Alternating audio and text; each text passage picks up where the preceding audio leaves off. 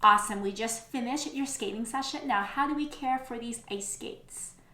First off, protect the blade sharpening. These skates can be expensive. You just got your skates sharpening. You don't want any nicks in it. You don't want them to rust. You don't want to step in any debris. So whenever you're walking around at the rink in skates, wear some sort of hard guard.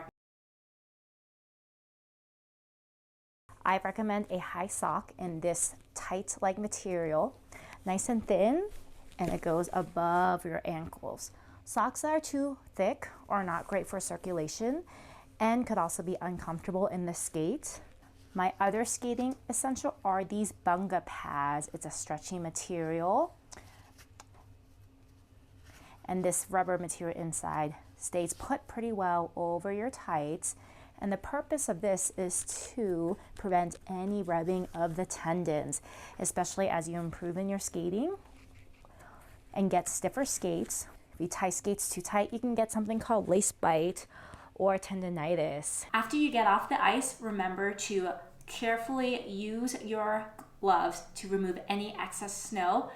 When there is excess moisture or water and you put your guards on, this can create some rust. When you're drying your skates, think of 3 different areas: the outside of the boot, sometimes even the inside of the skate, or tongue can get a little wet, and also the blade and underneath the skate.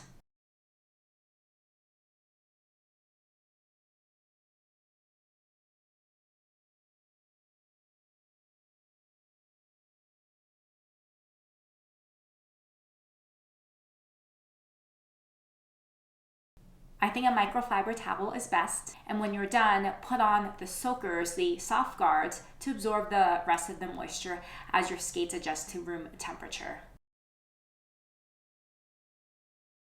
2 options: you can leave these soft guards on. Some people also take them off to dry them out even better. Never ever ever leave your skates in the car. Skates at extreme temperatures, hot or cold, can break down the material faster, can cause mildew or mold. Also, take your skates out of the bag because same thing, perfect environment for mold and mildew.